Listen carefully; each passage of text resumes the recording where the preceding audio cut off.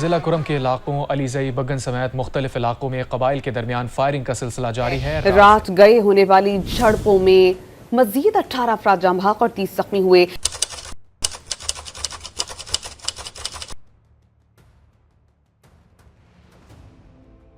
په کورمه کې لومړی جګړه په 1938-39 یا 1938 یا یو کم څلوېښتم کې شوې وه چې کله په لکنو ښار کې د سنیانو او شیعګانو ترمنځ نښته وشوه، نو د کورمې په اړه چنار نه هم شیعګانو هلته تګ وغوښت، خو سنیانو یې لار ونیوله. دا د فرقیز فساداتو آغاز و.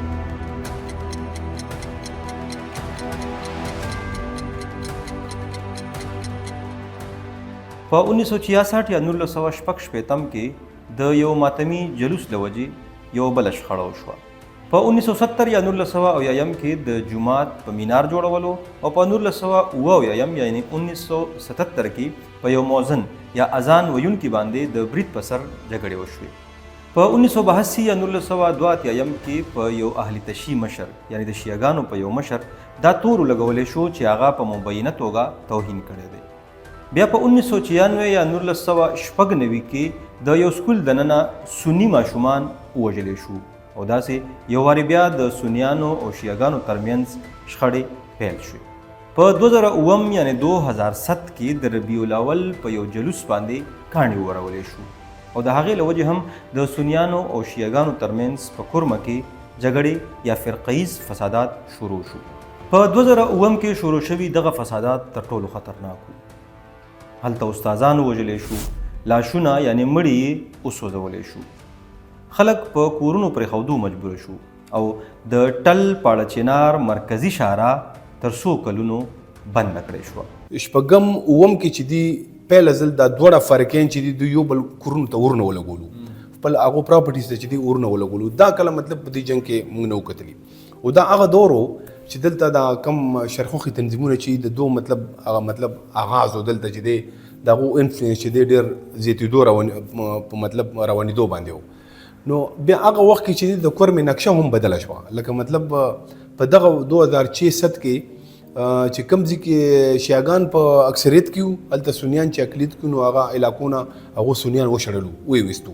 همدغه شان چې کومو علاقو کې مطلب دی لکه سني اکثریت کې وو، هلته نه هغو شیعه لرې کړو. پاړه چنار یو غټ مثال دی. پاړه چنار کې تقریبا 100 نه زیات چې دي هغه سنیانو فیملیانې وې. نو دا 2007 کې چې دي دا مطلب هلته نه بېدخل شوي دي، نن پورې چې دي هغه واپس نه دي تللي. بیا داسې و چې دي کې لکه کلدم تنظیمونو اثر چې دی همدغه وخت کې په دا دواړو فرقو کې یعنی مطلب کلدم تنظیمونو اثر هم ډېر زیات شو. لکه دا TTP 2007 کې جوړ شوی و. په همدغه 2007 کې چې دی مطلب دوه داسې مطلب واړه ګروپونه چې وو TTP کې شامل شي وو چې هغه صرف دغه مقصد دا و چې هغه مطلب شیعه کمیونټي څنګه ټارګټ کړي. دا قاری حسین ګروپ او دغه شان ورسره چې دی دا طارق چې دی درادم خیل ولا چې دا هغه خلکو چې دو مطلب دی لکه صرف TTP ته په دې بنیاد تلي وو چې دا مطلب دی لکه د دو یعنی شیعګانو باندې ډېر اټیکس وکړي. بیا چې دا 2000 تقریبا 14-15 کې کله مطلب د داعش جوړېدو، نو دغه وخت کې لکه دا اوس چې کوم د هلته کورمه کې دوه کلدم تنظیمونه یادېږي، زینبون او فاطمون چې دي، دا مطلب هغه خلک د سیریا او عراق کې چې مطلب داعش خلاف کوم جنګېدلي وو، نو دا خلک چې لکه د کورمې نه ډېر خلک تللي وو هغه وخت کې. ویډیوز باقاعده شته دي شام او عراق کې. اوس هم په کورمه کې د اهل تشیع او اهل سنت یعنی د سنیانو او شیعګانو ترمنځ فسادات روان دي. تر دې دمه شاوخوا 88 کسان وژل شوي دي، کورونه سوځولی شوي دي، دکانونه سوځولی شوي. خو د دغه پیښو ته د تللو نه وړاندې باید اول د کورمې ایجنسۍ په جغرافیه خبره وکړو. کورمه ایجنسي چې د 2013 د انضمام وروستو یعنی د قبایلي سیمو په خیبر پښتونخوا کې د انضمام وروستو ضلع کورمه یا کورمه ده. دا 3 برخې لري: کوزه کورمه، منځنۍ کورمه او بره کورمه. د کورمې آبادي شاوخوا 8 لکه ده. 43% اهل تشیع یعنی شیعګان او 55% اهل سنت یا سنیان دي. د پیښور نه تر پاړه چنار یا کورمې ته د تللو یوه لار ده، کومه چې د ټل او هنګو په لار ده. چې کله هم دا فسادات شروع شي نو د ټول نه لوی اثر په دې مرکزي شاهراه وي او بیا دا مرکزي شاهراه بند وي د کوم له وجې چې د پاړه چنار د کورمې د پیښور او بیا د پیښور نه تر کورمې چې څومره هم سیمې راځي د هغوی سره رابطه منقطع شي. د پیښور نه چې موږ کله پاړه چنار ته یا کورمې ته ځو نو اول کوزه کورمه راځي چې دا د اهل سنت یعنی سنیانو سیمې دي. بیا علیزی سیمه راځي کومه چې د اهل تشیع یا شیعګانو سیمه ده. په کوزه کورمه کې د بلشخیلو نه وړاندې اهل تشیع اوسیږي. د هنګو ښار نه وړاندې سپینه وړې او شیرکوټ دا د اهل تشیع سیمې دي. وړاندې ټل بازار بیا سنی سیمه ده. په دې سړک وړاندې بیا د ضلعې دویم لوی بازار صدر راځي چېرته چې اهل سنت ژوند کوي. د بالشخیلو نه شاوخوا په 40 کیلومتره دا د اهل تشیع کلي دي او همدا لار پاړه چنار ته ځي. د پاړه چنار حدود د تریمنګل په پوله پرتې سیمو سره لګېدلي. دا په پوله پرتې سیمې مقبل، خروټي، سنی سیمې دي چې کله بره کورمه شروع کیږي نو پاړه چنار پیوړ پورې بیا د اهل تشیع سیمې راځي. په کورمه کې چې کله هم په 2 کلو کې جګړه شروع شي نو دغه جګړه بیا تر 2 کلو محدود نه پاتې کیږي بلکې د دې اثر ټولې ضلعې ته ځي او بالخصوص ټول نه زیات اثر په مرکزي شاره یعنی د ټل هنګونه چې پاړه چنار ته کومه لاره ځي نو په هغې باندې وي. د 1300 کلونو بالخصوص د 2013 نه چې کله د قبایلي سیمو په خیبر پښتونخوا کې انضمام شوی دی نو د هغې نه وروستو فرقهیز چې څومره هم فسادات دي ویل کېږي داسې چې دا د ځمکو په سر دي. په تریمنګل کې او پیواړ کې چې کله کوم جنگ شوی که نه هغه استادان یې وژلي وو نو هغه هم چې دی یو عام مطلب د پراپرټي ایشو و د جایداد ایشو و نو هغه نه بیا چې دی دغه چې دی لکه معامله خرابه شوه بیا دغه چې دی لکه یو د فرقهیز شکل واغستو بیا هغه جنگ چې دی ډېر علاقو ته پیلو شو خو بیا چې هغه ودرېدو نو لکه د کورمې کې دا یو مصیبت دی چې دا کوم مین شهره دی ټل پاړه چنار شهره چې دی دا چې کله هلته جنګ وشي نو بیا مطلب دا چې دی په دې باندې مطلب دا دواړه فرقې چې دي پاتې کېږي ځای په ځای نو بیا دا هغه کانفیډنس نه بحالېږي نو بیا چې دی لکه دا رو بیا چې دی هغه مطلب لکه کنوایي شکل کې دي نو دا چې دی لکه دا مکمل چې دی هغه نه پس بیا دا دغه نو بحال شوی لکه دا لا ان آرډر یا دا چې دی هغه شان مطلب لکه دا معاملات جوړ شوي نه وو. په دې دوران کې چې دی لکه د کنوایي شکل کې دا خلک چې دی د حکومت په دغه کې تلو که نه حفاظت کې نو دا د بګن کې چې کوم واقع وشوه دا دریم اټیک و لکه په دا یو نیمې میاشتې کې په کنوایو باندې دا عام دغه پرې دا کنوایو دا ډېره مطلب لکه اوس ګوره د عجیبه شکل داسې واغستو چې حکومت ریټ ختم شول ته لکه په کنوایي چې دی دا خو د FC یا پولیس په حفاظت کې ځي که نه نو چې په هغه باندې اټیک کېږي یو نه دوه نه دریم اټیک دی نو دا چې دی لکه بالکل ته حکومت ریټ اوس چې دی ختم شوی دی نو دا د هغه بیک نه چې کوم مطلب هغه د جایداد ایشوز روان دا هغه مطلب لکه یا پورا هغه چې دی لکه هغه کیسه کلیر شوي نه وه پورا روډونه کولو شوي نه وو دلته خو جنګونه اکثر کېږي خو بیا یو وخت پس چې دی هغه لکه ورکې معاهدې وشي بیا چې دی لکه یو کانفیډنس بحال شي نو داسې هغه پوره بحال شوی نه و. یوه میاشت وړاندې د مقبل نه صدې ته یوه قافله تلله او هلته د اهل تشیع په سیمو کې په دغه قافله باندې برید وشو. په دغه کې 19 سنیان ووژلی شو. د انضمام وروستو دا لومبی ځلو چې دا قسم بریدونه کیږي او په دغه برید کې بیا ماشومان او زنانه ووژل شو. د دې پیښې نه وروستو سنیان غوسه شو. مرکزي شاره یعنی مین چې کوم سړک دی هغه د یوې میاشتې دپاره بند کړی شو. د دې نه وروستو اهل تشیع یعنی شیعه ټولنې د سمیر عباس یا ټوپکې سیمې پورې د 15 نه تر 20 کیلومتره پورې پیدل امن مارچ وکړو. د دغه امن مارچ د ګډونوالو سره بیا ضلعي انتظامیې مذاکرات وکړل او دا فیصله وشوله چې د نومبر په میاشت کې به 2 ورځې د سکیورټي په حصار کې د پاړه چنار نه تر پیښور او د پیښور نه تر پاړه چناره دغه قافلې د ګاډو په شکل کې بوتلل کېږي. دا لړۍ یوه هفته روانه وه خو بګن مندوري چې د سنیانو سیمه ده هلته په دغه قافلو باندې برید وشو چې پکې ماشومان، زنانه او نارینه وژلی شو. دا یو پاړه چنار نه تله مطلب لکه چپري چک پوسټ پورې چک پوسټ هغه ځای چې کوم دی نه ټل شروع کېږي بیا او یو بله کانوای چې هغه لکه پیښور نه راتله یا انګو یا کوواټ نه چپري چک پوسټ نه به هغه واپس پاړه چنار ته تله نو دې منځ کې چې دی لکه دا دوړې کانوای دا 2 ځایونو کې اټیک شوي دي. نو دا ګوره لکه دې کې چې کوم اطلاعات دي هغه بلکې سرکاري ذرایع دا وایي چې دې دواړو کنوایو سره تقریبا 4-5 پولیس والا وو لکه 2-3 مخکې وو 2-3 شاته وو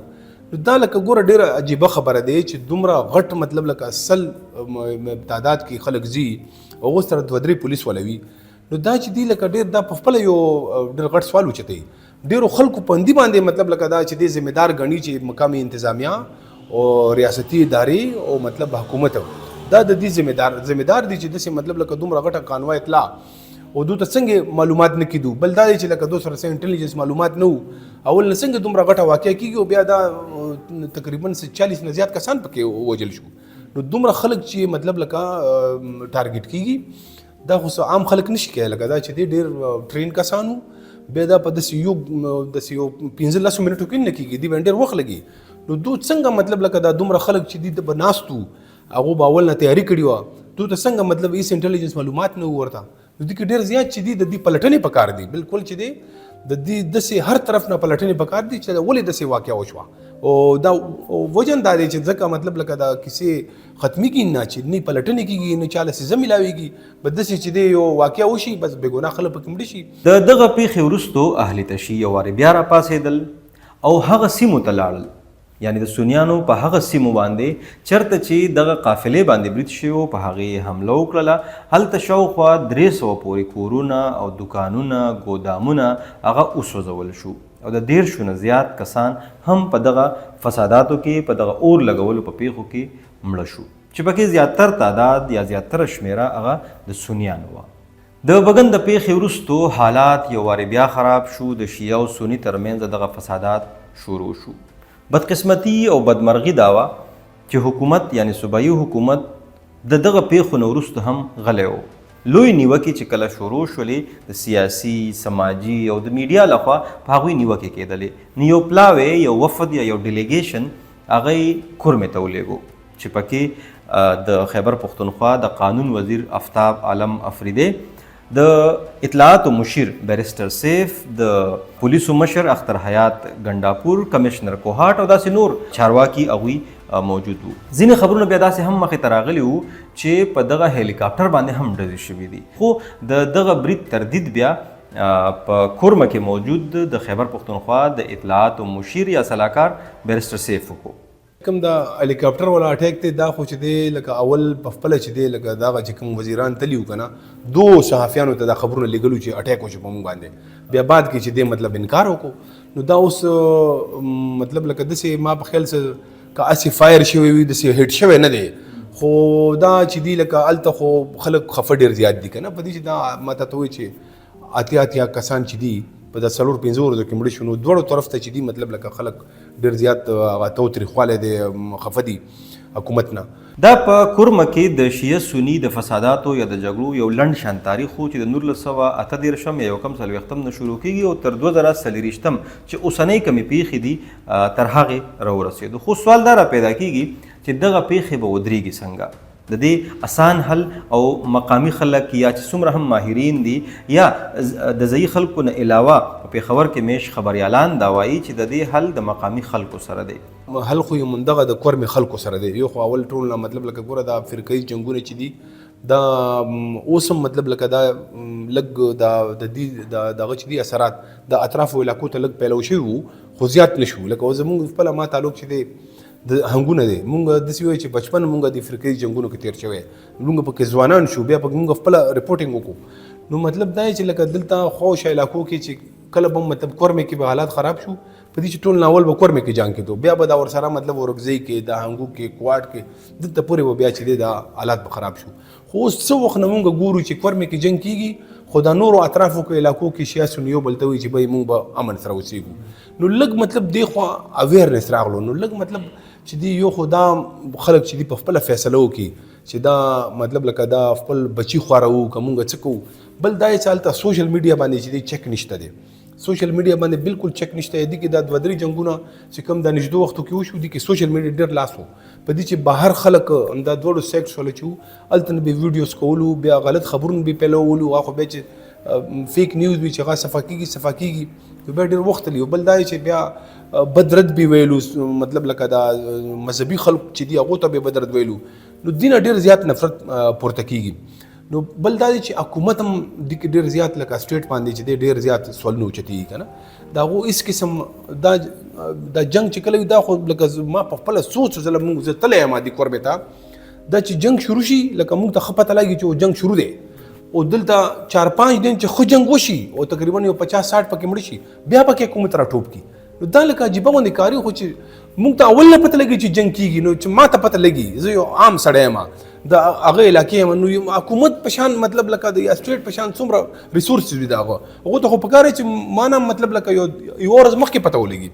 نو هغه هیڅ قسم هغه د لپاره تدبیر نه اخلي نو دغه شان چې دی لکه د اوس جنګونو کې دو اله چې دی دغه کو یا زور به ولګولو چې کله به خډر کسان مړ شو نو دا مطلب لکه دا ولې د سکیږي دا حکومت په دې باندې ډېر مطلب توجه وکړ دي چې دیزل مطلب خ ټیک ټاک بل دی چې دا کسان ونیسي چې کم اوس دا چې د بغن کې کوم واقع شوی دی د چکنوي اٹیک وشو د دې هیڅ قسم مطلب اوس څوک معلومات نه کوي د دې مطلب پلټنې پکار دي کنه چې دا چا وکړو دا اٹیک بیا غنه پس چې بغن خار باندې راغلو او ټول خاري وسوځولو دغه کسانو بیا پلټنې وشي دا خو د سینې دی ویډیو شته دي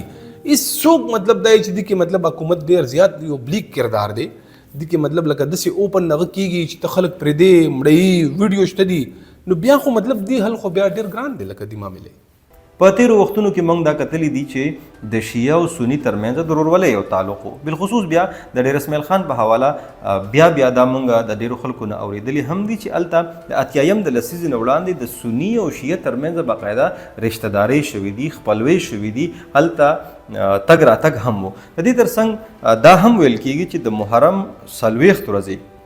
یعنی د چهلم پورې به سنیانو په دغه 40 ورځو کې د واده یا د خادۍ نیټه هم نه کېښوده د تکریم یا د احترام په غرض نو بیا په کورمه کې دا حالات ولې نه سمیږي ټول نه لویه ذمهواري چې د چا ده هغه حکومتي چارواکي دي ځکه چې هغه د دواړو خواونه د سنیان نه هم او د شیعهګانو نه هم دا وخت په پارلمان کې منتخب نمایندګان شته دی هلته چارواکي شته دی هلته د هغوی مشران شته دی ځایي مشران شته دی دا ټول سټیک هولډرز دا ټول خلک دا به کېنول وي چې کومه مسله ده نو هغه به په خبرو ختمول وي خو سوال دا هم را پیدا کیږي چې د صوبایي حکومت کردار دلته ډېرې نیوکې د صوبایي حکومت په کردار باندې هم کیږي بیا بالخصوص د جنوبي اضلاع په حواله موجوده صوبایي حکومت لا تعلقه یا غیر سنجیده ښکاري زمونږ صوبایي حکومت خاص کر د خیبر پختونخوا حکومت خو چې دی هغه خو بالکل لکه د سکیورټي د زمونږ صوبایي سکیورټي ځکه خراب شوه او ځکه مطلب دی چې اوستانه جنوبي اضلاع چې دي داسې وایي چې تالاس نه وتلي دي هلته کې مطلب حکومت ریټ ختم دی 4 ورځو کې 8 کسان چې دي په کورمه کې مړ دي 8 کسان مړ دي او ستا چیف منسٹر چې دی په دې وخت کې هغه په اسلام آباد کې دی هغه په اسلام آباد باندې چړای کوي تا ټول وزیران چې دی هلته ورسره دي ستا یو چې دی یو بیرسټر صاحب چې دی هغه یو ان الیکټډ کس دی هغه تا لګلې ولته او دا چې د 2 ورځې مخکې اوس یو خبره وشوه چې د 2 ورځې اوربند شوی دی هغه اوربند نه باوجود چې دی هلته مطلب نن چې دی اطلاع راغلی چې 2 کسان مړ دي نو مطلب دی چې کلیش روان دي نو د صوبایي حکومت خو دي کې ډیره ناکامي دي ډیره زیاته ناکامي دي مرکز خو یې غم نه وي او خو وایي چې پرې د صوبې کې چې حالات څومره زیات خراب شي نو دا چې دی لکه مونږ ټول اول مدعي خو دي کې صوبایي حکومت دی په دې چې دا هر څه وي ګوره که دا مطلب د سکیورټي ادارې راځي که دلته څه شین دي خو صوبایي حکومت به وایي ورته یا به هغه دغه کوي نو دلته هغو چې دی هېڅ قسم ذمهداري نه اخلي بیا دا ویل کیږي چې په جنوبي اضلاع کې دا وخت د خیبر پختونخوا د صوبایي حکومت ریټ ختم شوی دی بلکې په تیرو وختونو کې دا خبرونه هم مخې ته راغلي وو چې په جنوبي اضلاع کې د ماښام نه پس پولیسو ته باقاعده دا ویل شوي دي چې تاسو به گشت نه کوئ یا بهر به نه راوځئ بل په تیرو وختونو کې لوی واقعات شو په بنو کې 9 پولیس اهلکار هغه اغوا کړی شو په بنو کې په یو چک پوسټ په مشترکه چک پوسټ د فوج او د اف سی په هغې باندې ځانمرګي برید وشو چې پکې 12 کسان ووژل شو خو لا هم د صوبایي حکومت هغه سنجیدګي په نظر نه راځي کم چې د سوال لاندې ده د پوښتنې لاندې ده اوس سوال دا هم را پیدا کیږي که صوبایي حکومت لا تعلق دی نو بیا به حل صحیح نو بیا یو حل هم هغه دی چې د ځایي خلکو په لاس کې دی خو چونکې معاملات زیاتره د جایدادونو او د ځمکو سره تړلي شوي دي د هغې دپاره هم د پاکستان د قانون او آئین سره مقامي جرګې مقامي خلک باید کینی خبره وکړي او دا معاملات حل کړي ځکه چې دواړو خواو ته انسانان دواړو خواو ته پښتانه دواړو خواو ته مسلمانان وژل کیږي